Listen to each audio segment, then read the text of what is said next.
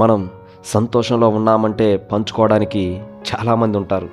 కానీ కష్టాల్లో ఉన్నప్పుడు పంచుకోవడానికి మనం కష్టాల్లో ఉన్నాం, నష్టపోతున్నాం అని తెలిసినా మనతో పక్కనే ఉండి మనకు సపోర్ట్ చేస్తూ మన భుజం తట్టి ముందుకు తీసుకువెళ్ళే వాళ్ళు ఒక్కరు ఉన్నా మనం 50% ఆఫ్ సక్సెస్ని సాధించినట్టే.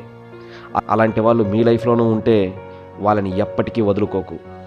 వాళ్ళు నీకు ధనం రూపంలోనో ఇంకో రూపంలోనో మీకు చేయాల్సిన అవసరం లేదు. మనం చెప్పేది విని మన కష్టాన్ని అర్థం చేసుకుని మనకు సపోర్ట్గా మనకిచ్చే సలహాలు చాలు. అది ఎంతో సపోర్ట్గా ఉంటుంది. ఒక్కటి చెప్తాను, కష్టంలో తోడుండి సంతోషంలో లేకపోయినా పర్వాలేదు. అదే సంతోషంలో పక్కనే ఉండి కష్టం వచ్చినప్పుడు నిన్ను వదిలేసి పక్కకు వెళ్ళిపోయేవాడు ఎప్పటికైనా ప్రమాదమే. వాడు ఎప్పటికైనా నీకు వెన్నుపోటు పొడిచేవాడే. గుర్తుపెట్టుకోండి, అలాంటి వాళ్ళని